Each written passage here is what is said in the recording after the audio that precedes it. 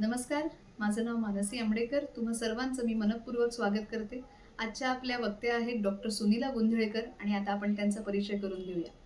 Doctor Sunila Gondhalekar यांनी टिळक महाराष्ट्र विद्यापीठातून संस्कृत विषयामध्ये एम ए आणि पी-एच-डी पर्यंतचं शिक्षण पूर्ण केलं. त्याचबरोबर पुणे विद्यापीठातून मराठी भाषा विषयात एम ए आणि एम-फिल पूर्ण केलं. त्याचबरोबर जर्नलिझमची पदविका सुद्धा त्यांनी पूर्ण केलेली आहे. टिळक महाराष्ट्र विद्यापीठामध्ये संस्कृतचं अध्यापन त्या करतात. त्याचबरोबर 2018 ते 2022 मध्ये मराठी विश्वकोशाच्या अभिजात भाषा आणि साहित्य विषयाच्या समन्वयक म्हणून त्या कार्यरत होत्या. भांडारकर संशोधन प्राच्यविद्या संस्थेतर्फे इन्फोसिस रिसर्च फेलोशिप त्यांना प्राप्त झालेली आहे आणि त्याशिवाय परदेशी अभ्यासक आणि विद्यार्थ्यांना मराठी आणि हिंदी भाषा शिकवण्याचं कामही त्या करतात. अनेक संशोधन प्रकल्पांमध्ये त्यांचा सहभाग होता. टिळक महाराष्ट्र विद्यापीठाच्या वैदिक कॉन्कॉर्डन्स, त्याचबरोबर पुणे विद्यापीठाच्या पाली विभागाच्या बौद्ध संकर ग्रंथ पाठमाला प्रकल्पामध्ये संशोधक म्हणून त्या कार्यरत होत्या. भांडारकर प्राच्यविद्या संशोधन संस्थेमध्ये मराठी हस्तलिखितांची एक वर्णनात्मक सूची त्यांनी तयार केलेली आहे. त्याचबरोबर पथ्यापथ्य विधी या आयुर्वेदाच्या हस्तलिखिताचं मराठीमध्ये भाषांतर त्यांनी केलेलं आहे. साहित्य अकादमीसाठी माननीय राजेंद्र मिश्र यांच्या इक्षुदंड या संस्कृत कथा संग्रहाचा त्यांनी मराठीमध्ये अनुवाद केलेला आहे.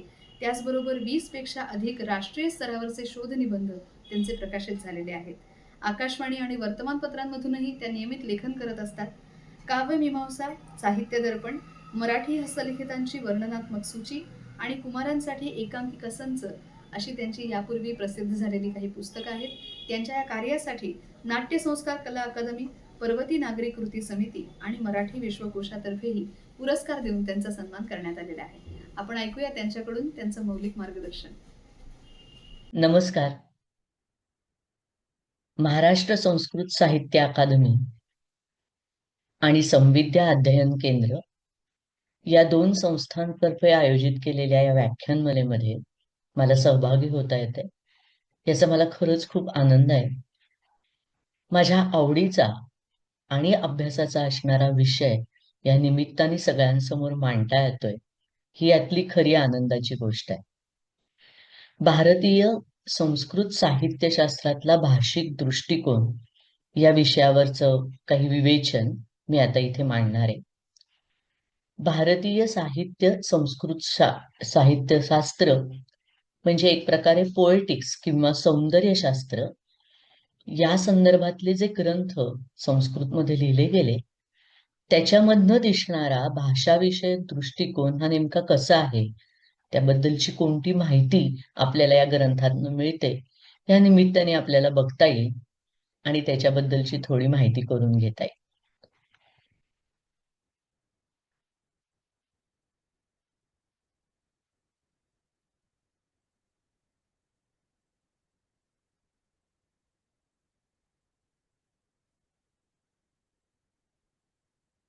साहित्यशास्त्र असा शब्द जरी आपण वापरत असलो तरी प्रत्यक्षामध्ये मात्र आपल्याला सुरुवात करायला लागते ती प्राचीन अशा भारतीय नाट्यशास्त्र या ग्रंथापासून. नाट्यशास्त्र या नावातनच आपल्या लक्षात येतंय की ज्याला आज आपण नाटक म्हणतो, त्या कलेबद्दलचं हे शास्त्र आहे. अर्थातच त्या काळामध्ये या कलेला नाटक असा शब्द नव्हता, तर रूपक असा शब्द होता आणि त्या प्रकारे 10 रूपकांचा बद्दल नाट्यशास्त्रामध्ये सांगितलेलं आपल्याला दिसतं.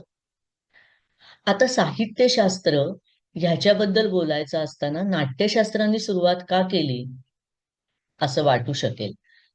तर नाट्यशास्त्र हा ग्रंथ नाटकासंबंधी असला तरी अर्थातच नाटकाचं कथानक, नाटकामध्ये वापरली जाणारी भाषा, त्यातले संवाद या सगळ्याचा संबंध साहित्याशी अत्यंत जवळचा आहे. त्यामुळे नाट्यशास्त्रामध्ये साहित्यशास्त्राबद्दलचंही विवेचन आपल्याला आलेलं दिसतं. नाट्यशास्त्र या ग्रंथाचा काळ सर्वसाधारणपणे इसवी सन पूर्व 2रं शतक ते इसवी सनाचं 2रं शतक असं सांगितलं जातं. इतक्या प्राचीन काळी लिहिल्या गेलेल्या या ग्रंथामध्ये भारतातल्या कलांचा जणू काही विश्वकोशच आहे असं म्हटलं तर काही हरकत नाही. म्हणजे नाट्य ह्या कलेबद्दल तर त्याच्यामध्ये अत्यंत सविस्तर माहिती आलेली आहेच आहे, पण त्या बरोबरीने नृत्य, गायन या ज्या भारतामधल्या अतिशय प्राचीन आणि विकसित झालेल्या अशा कला होत्या, त्या सगळ्यांसंबंधीचे तपशील 36 अध्यायांमधनं नाट्यशास्त्राने मांडलेले आपल्याला दिसतात. या नाट्यशास्त्रातले 15 ते 18 हे जे अध्याय आहेत ते वाचिक अभिनयाच्या संदर्भात आलेले असे अध्याय आहेत. या अध्यायांमधनं भाषेचं स्वरूप स्पष्ट होताना आपल्याला दिसतं. यामध्ये सुरुवातीला संस्कृत भाषेची वर्णमाला, शब्दसिद्धी कशी होते, स्वर आणि व्यंजनं कुठली, छंद किंवा वृत्त कसे आहेत आणि व्याकरण विषयातलं काही विवेचन याच्यात केलेलं आपल्याला दिसतं. पण यानंतर लगेचच बरोबरीने प्राकृत भाषांमध्ये शब्दसिद्धी जी होते ती संस्कृतपेक्षा कशी वेगळी आहे या संदर्भातलेही नियम तिथे लिहिलेले दिसतात. त्यामुळे एक प्रकारे नाट्यशास्त्र हा प्राकृत भाषांसंबंधाच्या नियमांची नोंद घेणारा पहिला ग्रंथ आहे असं म्हटलं तर काही चुकीचं ठरणार नाही. आता आपण नाट्यशास्त्राच्या या अध्यायांमध्ये प्रत्यक्ष भाषांविषयी काय म्हटलंय ते बघूयात. खूप वेगवेगळ्या प्रकारचे संदर्भ इथे आपल्याला भाषांच्या संदर्भात आलेले दिसतात आणि ते पाहणं खरंच फार रंजक आहे. नाट्यशास्त्राने भाषेचे एकूण 4 प्रकार आहेत असं म्हटलं. अर्थातच कुठल्या अंगाने तर दशरूपकांमध्ये प्रयोग करत असताना जी भाषा वापरली जाते ती चतुर्विध आहे. भाषा चतुर्विधा ज्ञेया दशरूपे प्रयोगतः संस्कृतं प्राकृतं चैव यत्र पाठ्यम प्रयुज्यते. या दशरूपकांमध्ये जिथे पाठ्याचा प्रयोग होतो, पठन होतं, तिथे संस्कृत आणि प्राकृत या दोन्ही प्रकारच्या भाषांमधली योजना केलेली दिसते असं नाट्यशास्त्र आपल्याला सांगतं. म्हणजे संस्कृतमध्ये लिहिला गेलेला हा पहिला ग्रंथ आहे ज्याने अतिशय स्पष्टपणे संस्कृत आणि प्राकृत या 2 भाषा असल्याचा उल्लेख समान पातळीवर केलेला आपल्याला दिसतो. आता हे जे विवेचन नाट्यशास्त्रामध्ये आलंय त्याच्यामध्ये प्रामुख्याने कुठल्या पात्रांनी कुठली भाषा वापरावी अशा पद्धतीचा रोख आपल्याला दिसतो. म्हणजे अर्थातच नाटकात येणाऱ्या कुठल्या पात्राने कुठली भाषा वापरावी किंवा कवीनी लेखकांनी कुठल्या पात्रांच्या तोंडी कुठली भाषा द्यावी या संदर्भातले संकेत त्याच्यामध्ये दिसतात. पण तरीही यातून एक प्रकारे त्या काळामध्ये प्रत्यक्ष व्यवहारात भाषांसंबंधांची काय परिस्थिती होती, भाषांचा वापर कसा केला जात होता, कोणत्या भाषा वापरल्या जात होत्या, कधी वापरल्या जात होत्या, याबद्दलची ही फार रंजक माहिती आपल्याला मिळते आणि त्यामुळे नाट्यशास्त्रामध्ये आलेले हे उल्लेख फार महत्वाचे ठरतात. आता नाट्यशास्त्राने भाषांचे कोणते प्रकार सांगितलेत ते आपण बघूयात. अतिभाषा आर्यभाषा च जातिभाषा तथैव च तथा योन्यंतरी चैव भाषा नाट्ये प्रकीर्तिता. नाटकामध्ये या भाषा प्रकीर्तित होतात, वापरल्या जातात. त्या कुठल्या? अतिभाषा, आर्यभाषा, जातिभाषा आणि योन्यंतरी भाषा. त्यातली पहिलीच भाषा सांगितली त्याचं नाव दिलंय अतिभाषा. नाट्यशास्त्राच्या आधीच्या काळामध्ये भाषेसाठी हा शब्द कोणी वापरलेला आपल्याला दिसत नाही. मग हा शब्द कुठल्या अर्थाने वापरलाय, कुठल्या भाषेच्या संदर्भात वापरलाय, तर वैदिक भाषा ह्याच अर्थाने हा शब्द त्यांनी वापरलाय. पण तरीही त्याला वैदिक भाषा म्हटलेलं नाहीये, तर अति हे अव्यय पूजनीय किंवा शिरोधार्य या अर्थाने वापरून वैदिक भाषा ही पूजनीय भाषा होती हे सांगत त्याच्यासाठी आधी न वापरला गेलेला अतिभाषा हा वेगळा शब्द नाट्यशास्त्राने इथे तयार केलेला आपल्याला दिसतो. त्यानंतरच्या ज्या भाषेचा उल्लेख आहे ती भाषा आहे आर्य भाषा. आर्य भाषा हा शब्द राजासाठीच्या भाषेचा आहे असं नाट्यशास्त्राने सांगितलंय. यानंतर जो भाषेचा प्रकार सांगितलाय तो जाती भाषा. ही मानुषी वाक्य बर का, म्हणजे नाटकात जिचा प्रयोग केला जातो ती ही जाती भाषा. ती पुन्हा 2 प्रकारची आहे असं नाट्यशास्त्र म्हणतं. एक अनार्य किंवा म्लेच्छांद्वारे वापरले जाणारे शब्द आणि दुसरे भारतीय प्रदेशांमध्ये वापरले जाणारे शब्द. याच भाषेच्या प्रकाराबद्दल आपल्याला पुढे आणखी थोडं विस्ताराने बघायचंय. आणि चौथी भाषा जी सांगितली ती योन्यंतरी, म्हणजे मनुष्य योनी सोडून पशुपक्ष्यांची जी योनी आहे ती भाषा. आता संस्कृतमध्ये आज आपल्याला उपलब्ध असलेली अनेक नाटकं जर का आपण बघितली तर त्याच्यामध्ये आपल्याला अतिभाषा, आर्यभाषा म्हणून काही वेगळी भाषा आणि योन्यंतरी भाषा या भाषांचा प्रत्यक्ष नाटकात कुठेही वापर झालेला आपल्याला दिसत नाही. म्हणजेच जातीभाषा हीच भाषा प्रामुख्याने नाटकामध्ये वापरलेली आपल्याला दिसून येते. आता ही जी जातीभाषा आहे त्याच्याबद्दल नाट्यशास्त्रामध्ये काय म्हटलंय, तर नाट्यशास्त्र असं म्हणतं, जातीभाषेमध्ये चातुर्वर्ण्यानुसार संस्कृत आणि प्राकृत असे दोन पाठ्याचे प्रकार आहेत. संस्कृत आणि प्राकृत या दोन्ही प्रकारच्या भाषा ब्राह्मण, क्षत्रिय, वैश्य आणि शूद्र या वर्णांच्या भाषा आहेत. आता आपण प्रत्यक्षात संस्कृत नाटक असा शब्दप्रयोग करत असतो, पण खरं म्हणजे संस्कृत नाटकामधली अनेक पात्र ही वेगवेगळ्या प्रकारच्या प्राकृत भाषा बोलणारी असतात. त्यामुळे याच्यामधल्या 50% पेक्षा अधिक संवाद हे प्राकृत भाषांमध्ये आलेले आपल्याला दिसतात. या जातीभाषांबद्दल नाट्यशास्त्र म्हणतं, जातीभाषाश्रयं पाठ्यम द्विविधम समुदाहृतम प्राकृतम संस्कृतम चैव चातुर्वर्ण समाश्रयम.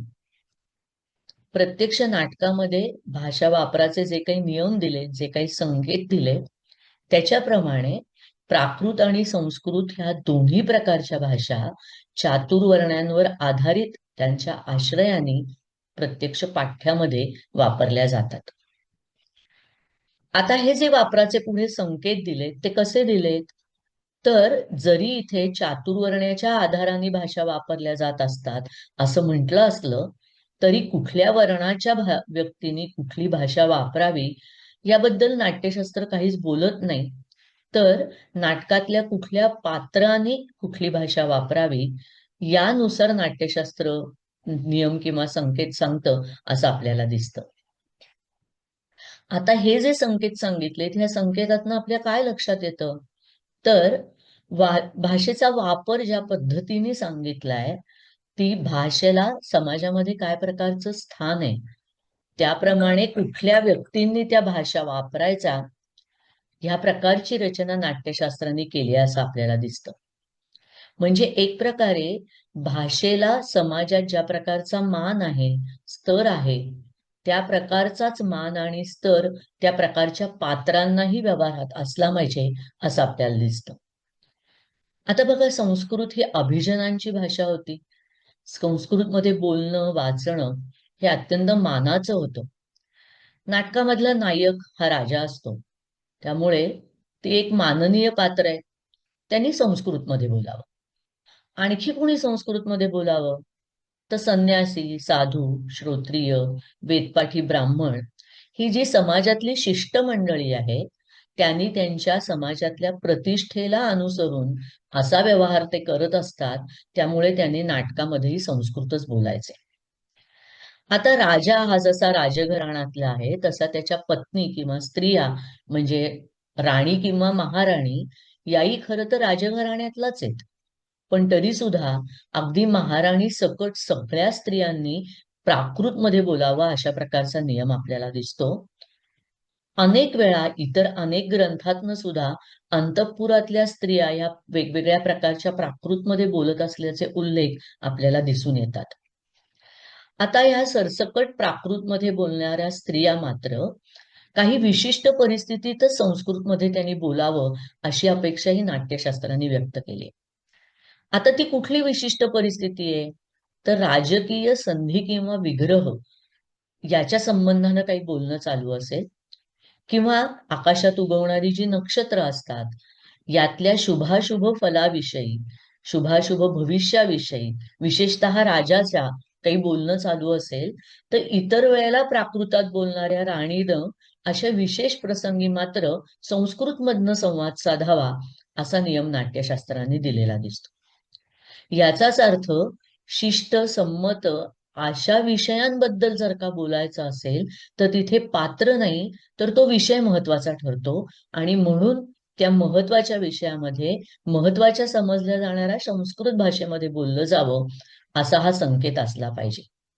पण म्हणजे ह्याचाच दुसरा अर्थ, त्या राणीला संस्कृत आणि प्राकृत या दोन्ही भाषा येत असल्या पाहिजेत. त्याशिवाय ती अशा काही विशिष्ट प्रसंगी त्या भाषातनं कसं बोलेल? आणि खरं म्हणजे दुसरा एक भाग यातला असा आहे की जेव्हा राणी आणि इतर स्त्रिया प्राकृतमध्ये बोलतात तेव्हा राजा आणि इतर अशा महत्वाच्या पात्रांना त्यांचं बोलणं कळतंय. आणि राजासारखी पात्र जेव्हा संस्कृतमध्ये बोलतात तेव्हा राणीसारख्या प्राकृतमध्ये बोलणाऱ्या इतर पात्रांना त्यांची संस्कृत भाषाही कळते.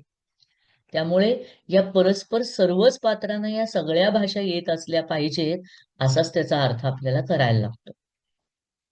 आता अर्थातच राजाच्या भोवती सत्ता केंद्र असल्यामुळे त्याची भाषा आणि त्याच्याशी बोलायची भाषा ही समाजात जी भाषा उच्च समजली जाते ती असावी, ती अपेक्षा इथे आपल्याला दिसते. राजासारखी जी पात्र सामान्यपणे संस्कृतमध्ये बोलतात त्या पात्रानेही कुठल्या वेळी संस्कृतमध्ये बोलू नये किंवा कुठल्या परिस्थितीत संस्कृतमध्ये बोलू नये याविषयीचे नियम दिलेत बरं का. म्हणजे राजासारखी इतर वेळेला संस्कृतमध्ये बोलणारी व्यक्ती जेव्हा अशा परिस्थितीत असेल, म्हणजे तिने भरपूर मद्य पेलंय आणि ती मद्य धुंद झालीय, किंवा एखाद्याला सत्तेचा अतिमत चढलाय, किंवा काहीतरी कारणाने ही अतिमहत्वाची व्यक्ती आत्ताच्या परिस्थितीत दरिद्री झाली, तर अशा परिस्थितीमध्ये अगदी राजा असला तर त्यांनी सुद्धा प्राकृतमध्ये बोलावं असं सांगितलंय.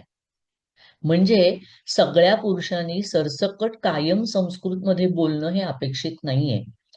त्या पुरुषाचं वय काय आहे, त्याचं समाजातलं त्यावेळेचं स्थान काय आहे, त्याची मानसिक आणि सांपत्तिक स्थिती काय आहे, अशा अनेक गोष्टींवर त्यांनी कुठल्या भाषेत बोलायचं हे अवलंबून असलेलं आपल्याला दिसतं.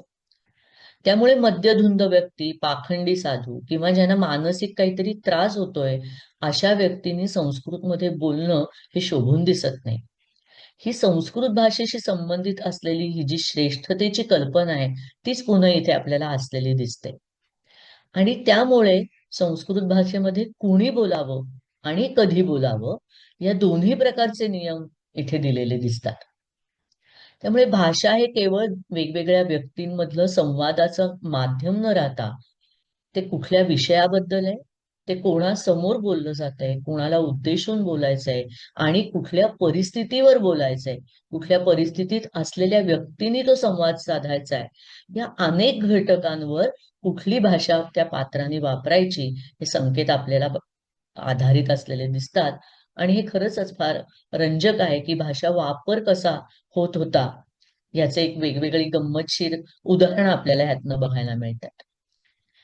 नाट्यशास्त्रांनी पुढे अनेक जातींच्या भाषांबद्दलचे उल्लेख केलेत.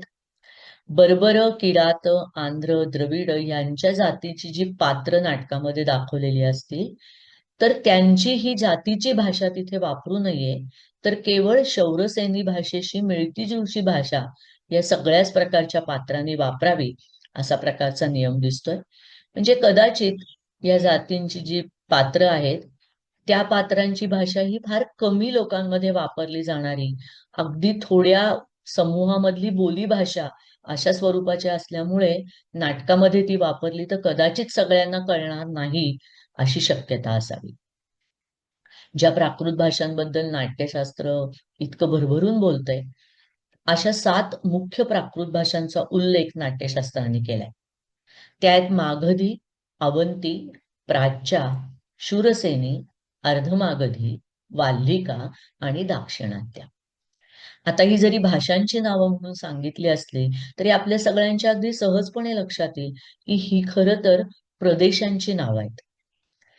पण मग ज्या नाटकातली पात्र त्या प्रदेशातनं आले त्यांनी ती भाषा वापरावी अशा प्रकारचा संकेत आहे का?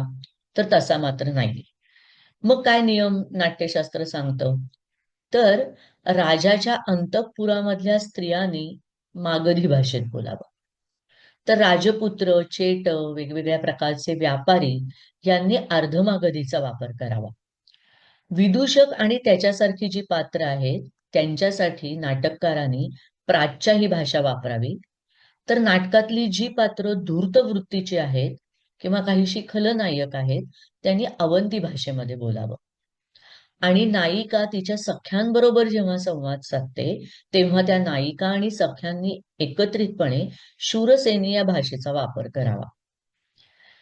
सैनिक, जुगारी, नगराचं आरक्षण करणारे सेवक वगैरे अशा प्रकारच्या कामं करणाऱ्यांनी दाक्षिणात्य भाषेचा वापर करावा. तर उत्तर भारतातले जे रहिवासी दाखवलेले असतील, त्या नागरिकांनी त्यांची देशभाषा म्हणजे वाल्मिकी भाषा यांचा उल्लेख करावा, याच्यात वापर करावा. नाट्यशास्त्राच्या काळामध्ये हे 7 भाग, भूभाग किंवा हे 7 प्रदेश अतिशय महत्वाचे असले पाहिजेत आणि त्यामुळे या 7च प्राकृत भाषांचा उल्लेख प्रत्यक्ष नाटकात वापरण्यासाठी म्हणून नाट्यशास्त्राने आपल्याला केलेला दिसतो. आणि यावरून या 7 प्रदेशांचं महत्व आणि त्यामुळे या 7 प्रदेशांमध्ये वापरल्या जात असणाऱ्या भाषांचंही महत्व होतं, असं आपल्याला दिसतं. या व्यतिरिक्त नाट्यशास्त्राने आणखी काही भाषांबद्दल सांगितलंय. त्या भाषांना त्यांनी विभाषा असं म्हटलंय. या विभाषा वापरणारी जी काही पात्र सांगितलीत, ती थोडीशी कमी महत्वाची पात्र आहेत. उदाहरणार्थ, शकारासारखं पात्र किंवा शबर जातीतली पात्र असतील तर त्यांनी शाकाहारी भाषा वापरावी. या शाकाहारी भाषेमध्ये प्रामुख्याने श या वर्णांचा वापर मोठ्या प्रमाणात केलेला असतो. तसंच कोळशाचा व्यापार करणारे किंवा प्रत्यक्षात शिकारी असणारे, जंगलातून लाकूड आणून त्याच्यावर उपजीविका असणारे, अशा व्यावसायिकांनीही शाकाहारी मधनं बोलायचंय. मग हत्ती, घोडे, उंट किंवा ह्याच्यासारख्या प्राण्यांशी निगडीत असणारे व्यवसाय जे करतात, त्यांनी आभिरी किंवा शाबरी भाषेत बोलायचं. आभिर या शब्दाचा अर्थ गोप म्हणजे गायी राखणारे आणि शबर म्हणजे भिल्ल. तर त्यांची ही भाषा झाली. द्राविडी भाषा ही द्रविड प्रदेशातल्या लोकांनी आणि वनात जे राहतात, ज्यांना वनेचर म्हणतात, त्यांनी वापरायची भाषा आहे. म्हणजे आता बघा, इथे पात्रानुसार नाही तर व्यवसायानुसार नाट्यशास्त्रांनी भाषा सांगितल्या आणि त्याच्यासाठी त्यांनी विभाषा हा शब्द वापरला. अर्थातच हे जे काही व्यवसाय आहेत ते काही फार महत्वाचे व्यवसाय आहेत किंवा त्यांना फार उच्च स्थान आहे असं नाही, हे आपल्याला दिसतं. या अशा प्रकारे विभाषा या शब्दानुसार व्यवसायांची भाषिक मांडणी ही नंतर फार कोणी केली नाही, पण 14व्या शतकात मात्र विश्वनाथाचार्यांनी साहित्य दर्पण हा ग्रंथ लिहिला. त्याच्यामध्ये या प्रकारचा उल्लेख त्यांनी केलाय. अर्थातच नाट्यशास्त्रापेक्षा त्याच्यामध्ये काही त्यांनी बदल केलेला आपल्याला दिसून येतो. नाट्यशास्त्रामध्ये आणखी भाषेच्या संदर्भात आलेले जे उल्लेख आहेत, त्यामधला हा एक आणखी महत्वाचा उल्लेख. त्या काळच्या प्रदेशांमध्ये ज्या भाषा वापरल्या जात होत्या, त्याच्यात काय प्रकारची वैशिष्ट्ये होती याची नोंद नाट्यशास्त्राने घेतली. उदाहरणार्थ, गंगा नदीच्या भागामध्ये जी भाषा वापरली जायची त्याच्यामध्ये ए या वर्णाचं बाहुल्य असायचं. तर विंध्याचल पर्वताच्या भागामध्ये जी भाषा वापरली जायची त्याच्यामध्ये न या वर्णाचं बाहुल्य असायचं. या प्रकारे कोणत्या कोणत्या प्रदेशांमध्ये कोणत्या भाषांचं प्राबल्य होतं किंवा कुठल्या वर्णांचं प्राबल्य होतं ते त्यांनी इथे नोंदवलेलं दिसतंय. त्यामुळे प्रदेशाप्रमाणे भारतात असणाऱ्या भाषा, त्यांची वैशिष्ट्य, त्यांचा वापर या प्रकारचा नोंद नाट्यशास्त्राने आपल्याला केलेली दिसते. नाट्यशास्त्र किंवा नाट्य ही कला सर्व समाजासमोर सादर करायची कला आहे. त्यामुळे सर्व समाजाचा सहभाग त्याच्यात आहे. या अर्थाने नाट्यशास्त्र ही स्वतःला सार्ववर्णिक असं म्हणून घेतलं आणि खरोखरच त्या बिरुदाला जागत सर्व समाजातल्या, सर्व प्रदेशातल्या, सर्व लोकांच्या भाषांचा विचार एकाच पातळीवर येऊन नाट्यशास्त्राने केलाय. त्याच्यामध्ये वेगवेगळी तफावत त्यांनी समजलेली आपल्याला दिसत नाहीये. प्रत्यक्ष संस्कृत मधली इतर नाटकं आपण पाहिली तर त्या काळात नंतर नंतर शौरसेनी ही प्राकृत भाषा जास्त प्रमाणात वापरली गेलेली आपल्याला दिसते. मथुरा हा जो प्रांत आहे त्याला पूर्वी सूरसेन असं म्हटलं जायचं. त्यामुळे या भागात बोलली जाणारी भाषा म्हणजे सौरसेनी भाषा. काही अभ्यासकांना असं वाटतं की भारतामधल्या नाट्यकलेचा विस्तार किंवा विकास प्रामुख्याने या भागामध्ये सुरुवातीला झाला असला पाहिजे आणि त्यामुळे नाटकामध्ये शौरसेनी या प्राकृत भाषेचा वापर तेव्हा मोठ्या प्रमाणात झाला असावा. तर मगधासारख्या राज्याच्या ऱ्हासानंतर अर्थातच ऱ्हास झाल्यामुळे तिथल्या भाषांचं महत्व कदाचित कमी झालं आणि म्हणून पुढे पुढे नाटकांमध्ये अंतःपुरातल्या स्त्रिया किंवा कोळ्यासारखी कामं करणारी व्यवसायातली पात्र या दुय्यम प्रकाराच्या पात्रांसाठी ही भाषा वापरावी अशी त्याच्यावर मर्यादा आली असली पाहिजे. नाट्यशास्त्राच्याच काळाच्या आसपास म्हणजे इसवी सन पूर्व 1ल्या शतकाच्या काळातच मगध साम्राज्य हे शक आणि कुशाण अशा विदेशी शासकांच्या हाती गेलं होतं. त्या काळामध्ये हे घडलं असण्याची शक्यता आपल्याला वर्तवता येते. म्हणजेच राज्याचा विस्तार, सत्ताबळ याच्याशीही भाषेच्या वापराचा संबंध होता आणि त्याचा अर्थातच परिणाम आपल्याला कलांमध्ये दिसतो. नाट्यशास्त्रासारखा भारतीय कलांबद्दल अत्यंत विस्ताराने रचना मांडणी करणाऱ्या या ग्रंथानंतर पुष्कळ काळ महत्वाच्या ग्रंथांची रचना एकतर झाली नसेल किंवा ते ग्रंथ आज आपल्याला उपलब्ध नाहीत. पण यानंतरचा जो टप्पा आहे तो काव्यविषयक चर्चा करणाऱ्या ग्रंथांचा टप्पा आहे. नाट्यशास्त्रामध्ये भर हा नाट्यकलेवर होता, तर आता अर्थातच हे काव्यशास्त्रीय ग्रंथ असल्यामुळे काव्य रचनांवर त्यांनी भर दिलाय असं आपल्याला दिसतं. त्यामुळे आता आपल्याला यायचंय 6व्या शतकातल्या भामहाचार्यांनी लिहिलेला काव्यालंकार या ग्रंथाकडे. या ग्रंथाचा काळ हा 6वं शतक आहे. म्हणजे नाट्यशास्त्राचा जर का रचना इसवी सनाच्या 2ऱ्या शतकामध्ये पूर्ण झाली असेल तर साधारणपणे 400 ते 500 वर्षाचा काळ या दोन्ही ग्रंथांच्या मध्ये गेलेला आहे. म्हणजे अर्थातच भाषाविषयक कल्पनाही त्या काळामध्ये बदलत जात गेलेल्या असणार असं आपल्याला दिसतं. काव्याची व्याख्या करताना शब्दार्थौ सहितौ काव्य म्हणजे काव्य हे शब्द आणि अर्थ यांचं सहतत्व आहे असं म्हणून काव्याचे 2 प्रकार भामहाचार्यांनी सांगितले, गद्य आणि पद्य. ते आपल्याला माहितीच. आणि पुढे ते म्हणतात संस्कृतम प्राकृतम च अन्यत अपभ्रंशः इति त्रिधा. आता संस्कृत आणि प्राकृत याच्या बरोबरीने अपभ्रंश प्रकारच्या भाषाही काव्यामध्ये वापरल्या जातात असं भामहाचार्य म्हणतात. त्यांनी कशाला अपभ्रंश भाषा म्हटलंय तर गोपाल, गुराखी, शिकारी यांच्या भाषेला ते अपभ्रंश भाषा म्हणतात. याआधी भाषेसाठी हे नाव साहित्यशास्त्रीय ग्रंथात आलेलं आपल्याला दिसत नाही. तर नाट्यशास्त्रात ह्या प्रकारच्या भाषांना विभाषा असं म्हटलं होतं. त्याला आता काव्यशास्त्राने अपभ्रंश शब्द वापरलाय. अपभ्रंश हा शब्द संस्कृत सारख्या मान्यवर भाषेत न अपभ्रंशित झालेल्या शब्दांसाठी खरं म्हणजे सुरुवातीला वापरला गेला होता. म्हणजे एक प्रकारे अपशब्द किंवा ग्रामशब्द अशा अर्थाने त्याच्याकडे पाहिलं गेलेलं होतं. पण काव्यशास्त्र मात्र याला काव्याची एक भाषा असा दर्जा देत आहे आणि आता संस्कृत आणि प्राकृत भाषांच्या जोडीने त्यांचं नाव घेतलं जात आहे असं आपल्याला दिसेल.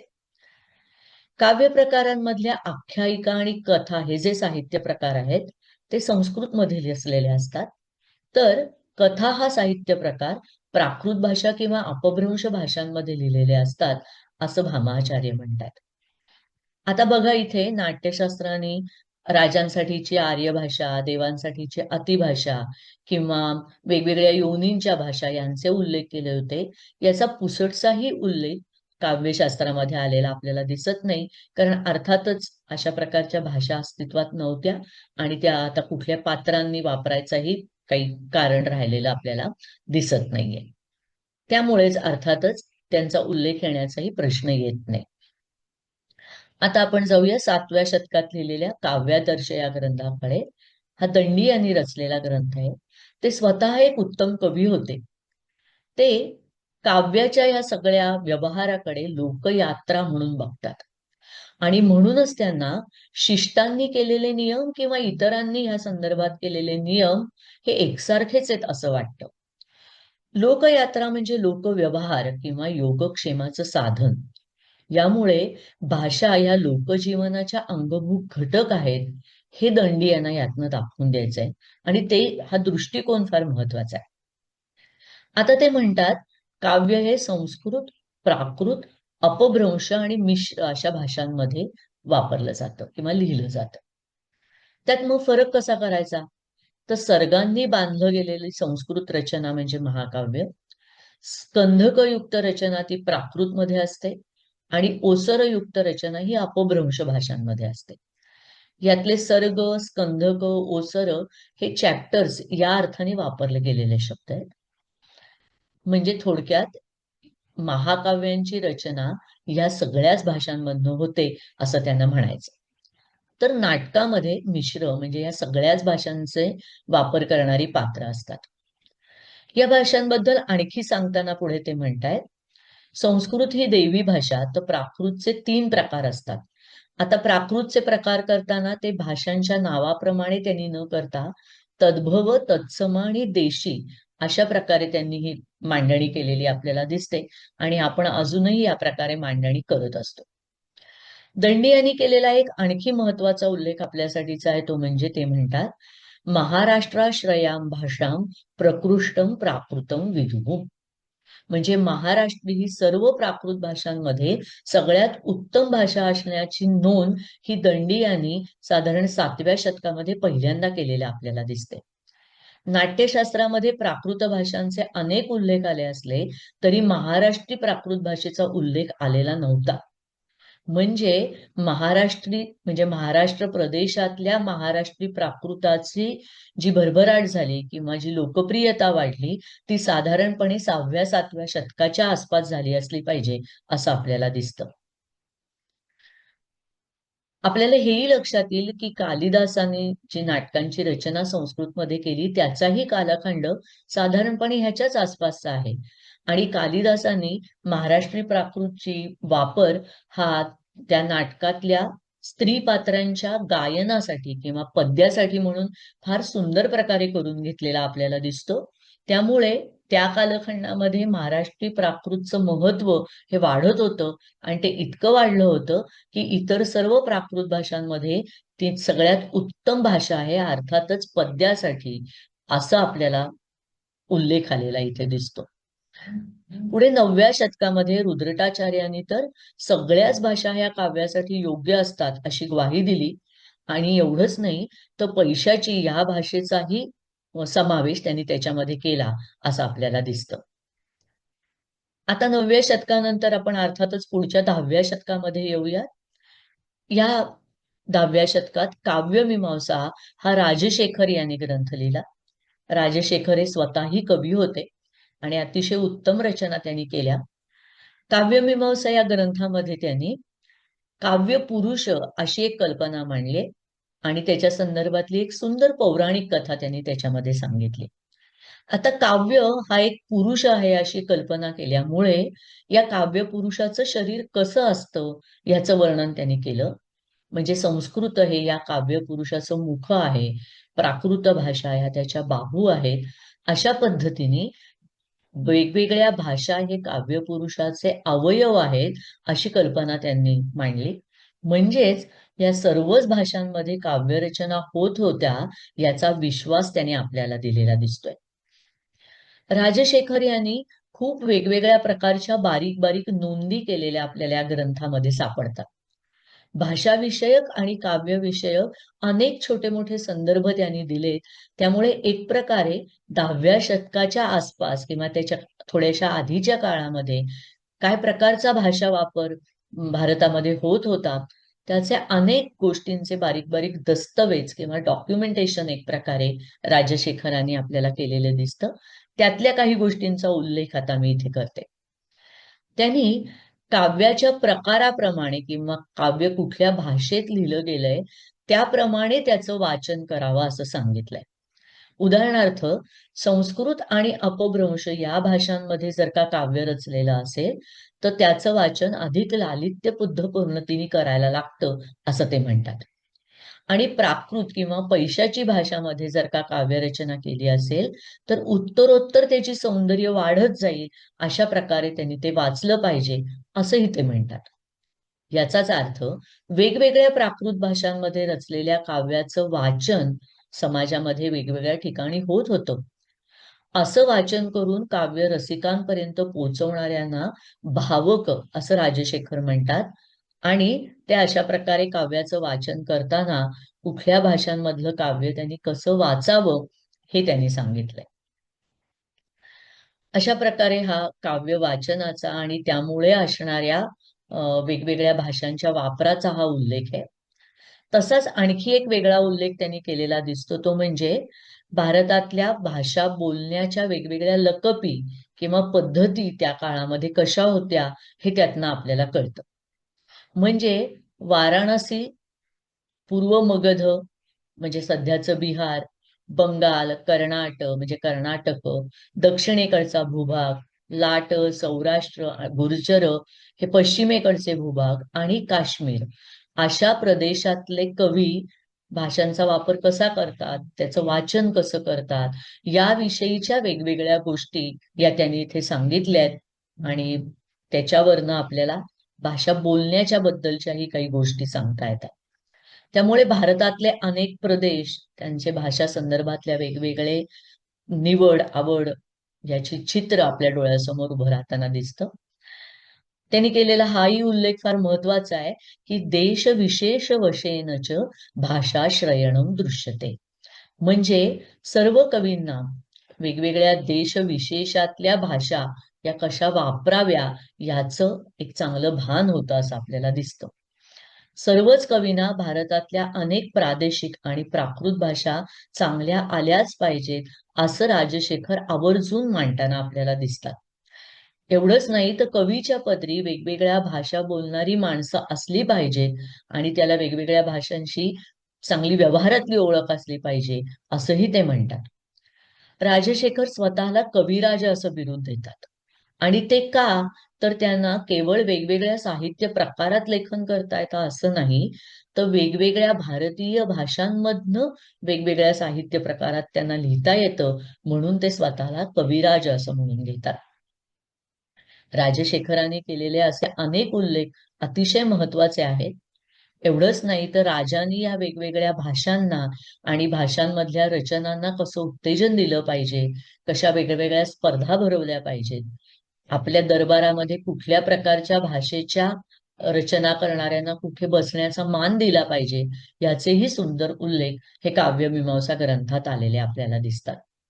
आणि म्हणूनच साहित्यशास्त्रातले हे ग्रंथ महत्वाचे ठरतात. आता मी 11व्या शतकामध्ये रचल्या गेलेल्या शृंगार शतक या भोजाच्या ग्रंथाकडे येणार आहे.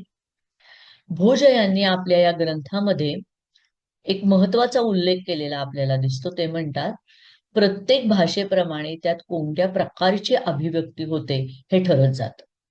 म्हणजे थोडस आधीच्या काळात बरं का आपण बघितलं तर अमक्या प्रकारची साहित्य रचना ही अमक्याच भाषेमध्ये करावी असे संकेत लिहिलेले आपल्याला दिसतात.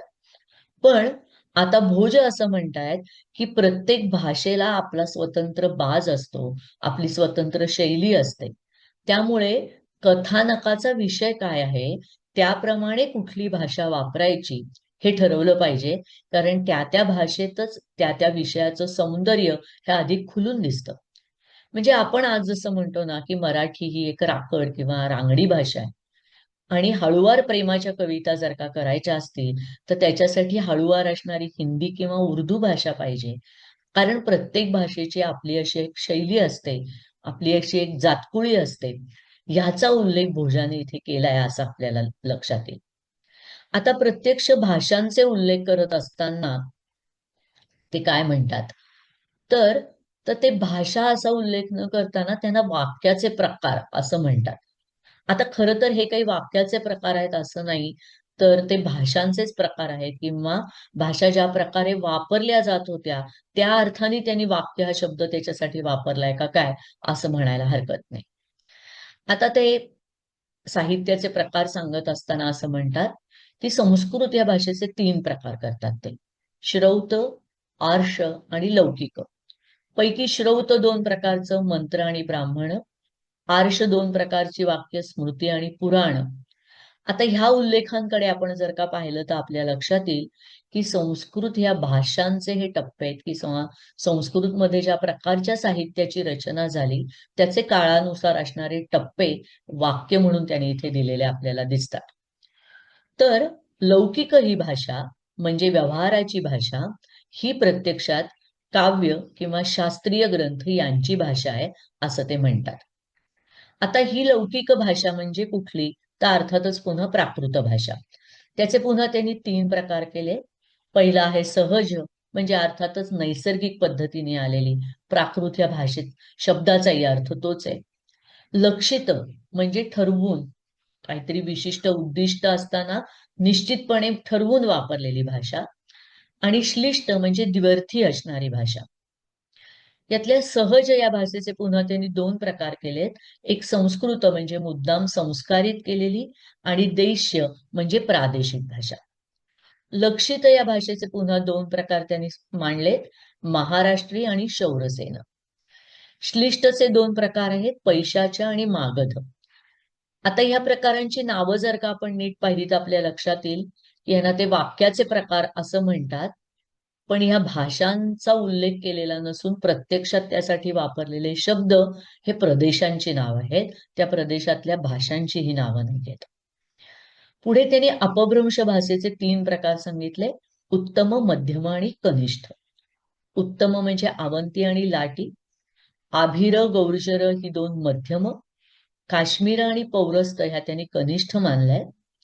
हे प्रकार सांगत असताना भोज यांना हे असं उत्तम, मध्यम आणि कनिष्ठ हे कुठल्या आधारावर म्हणत असतील, तर कदाचित त्यांची जी लेखन शैली आहे आणि त्यामुळे कुठल्या प्रकारच्या भाषेमधल्या काव्यरचनांची लोकप्रियता कशी आहे त्या पद्धतीने ही प्रतवारी त्यांनी केली असावी अशी शक्यता इथे आपल्याला दिसते. आता आपण थोडस पुन्हा नाट्यशास्त्राकडे मागे बघितलं तर नाट्यशास्त्राने ज्यांना विभाषा म्हटलं होतं त्यांना या 11व्या शतकापर्यंत येईस्तोवर साहित्याच्या भाषा म्हणून मान्यता मिळालेली आपल्याला दिसते. पुढे 12व्या शतकात तर वाग्भट हे त्या प्रदेशातल्या भाषा या शुद्ध भाषाच असतात असंही अत्यंत ठामपणे सांगतात. म्हणजे विभाषा अशी थोडीशी दुय्यम दिली गेलेली जी काही रचना होती इसवी सनाच्या 2ऱ्या शतकापर्यंत, तिथपासनं आपण पुढे जेव्हा 11व्या-12व्या शतकापर्यंत येतो तेव्हा कलांचा विस्तार झालेला आहे. कलांसाठी वापरल्या जाणाऱ्या भाषा वेगवेगळ्या आलेल्या आहेत. म्हणून नाट्यशास्त्राचा भाषांकडे बघायचा दृष्टिकोन हा व्याकरणकार किंवा वैदिक यांच्यापेक्षा वेगळा होता. त्याच्या काळामध्ये नाट्यामध्ये जी समाजाभिमुख कला होती तिचा प्रत्यक्ष संबंध हा प्रेक्षकांनी दिलेली जी दाद आहे, प्रतिसाद आहे त्यानुसार होता. त्यामुळे संपूर्ण समाजाच्या भाषा या नाटकाच्या भाषा झाल्या. पण त्या काळात व्याकरणकार मात्र भाषेकडे बघत असताना उच्च नीच या पद्धतीने पाहत होते. अनेक काळ प्राकृत भाषांचा उल्लेखही फारसा सन्मानाने केला गेला नव्हता असं आपल्याला दिसतं. दैवी भाषेला जास्त महत्व दिलं गेलं होतं असंही दिसतं. पण कलांच्या प्रांतामध्ये आल्यानंतर मात्र सर्व भाषा हळूहळू एका पातळीवर आल्या. त्यामुळे नाट्यशास्त्रापासून भोजापर्यंतचा हा प्रवास हा भाषांकडे बघण्याचा जो बदलता दृष्टिकोन आहे, वेगळा दृष्टिकोन आहे, तो आपल्याला ह्याच्यातनं दिसून येतो. समाजामध्ये भाषांबद्दलच्या कल्पना कशा बदलत असतात तेही आपल्याला दिसतं. संस्कृत वैयाकरणांचा भर अर्थातच भाषेची शुद्धता, भाषेबद्दलची नियमितता ह्याच्याबद्दल होता. म्हणजे एक प्रकारे ते भाषेकडे थोडंसं थेरॉटिकली पाहत होते. या उलट नाट्यशास्त्र, काव्यशास्त्र हे भाषेकडे व्यवहाराच्या दृष्टीने पाहत होते आणि म्हणून अधिक व्यावहारिक दृष्टिकोन त्यांनी घेतला. यातून भाषा समाजात कशा वापरल्या जात होत्या याच्याबद्दलची अधिक विश्वासार्ह माहिती आपल्याला मिळते.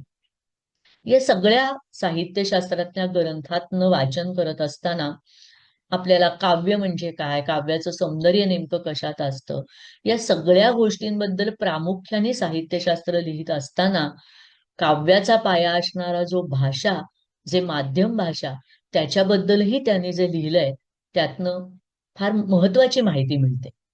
यातनं आपल्या लक्षात येतं की भाषा ही काही एकसंध कल्पना नाही. ती काळाच्या पटावर बदलत असते. विशेषतः भारत हा बहुभाषांचा देश आहे.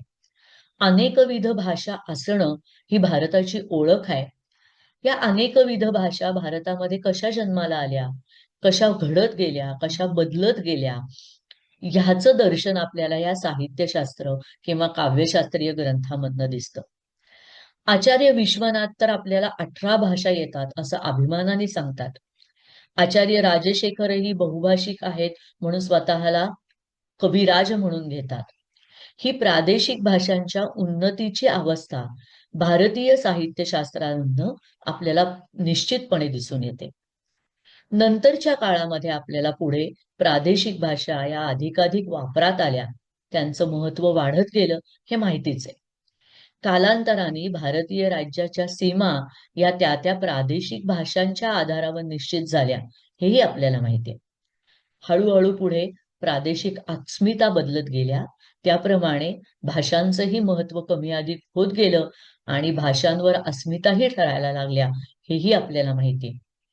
हा सगळा पट आपल्याला साहित्यशास्त्राने त्यांच्या दृष्टिकोनातनं विशेषतः साहित्याच्या दृष्टिकोनातनं मांडलेला दिसतो. आणि त्यात मांडणीतनं भारताच्या उपखंडामध्ये, भारताच्या भूप्रदेशामध्ये या भाषांचं महत्व कसं होतं, ते कसं घडत गेलं, त्याच्यामध्ये सत्ता कारण कसं आलं, त्याच्यामध्ये प्रादेशिक महत्व कसं आलं, या सगळ्याचा एक छान पट उलगडलेला आपल्याला दिसून येतो. त्यामुळे ही माहिती आपल्याला आजच्या काळातही रंजक वाटते, ऐकावीशी वाटते, समजून घ्यावीशी वाटते. या दृष्टीने या लोकांनी जे काही लिहिलं, साहित्यशास्त्रज्ञांनी जी काही दृष्टिकोन मांडले आणि भाषेकडे ज्या पद्धतीने पाहिलं आणि ते सगळं लिहून ठेवलं, त्यांच्या ग्रंथामध्ये नमूद करून ठेवलं, यासाठी खरोखरच त्यांच्याबद्दल कृतज्ञता व्यक्त केली पाहिजे. धन्यवाद.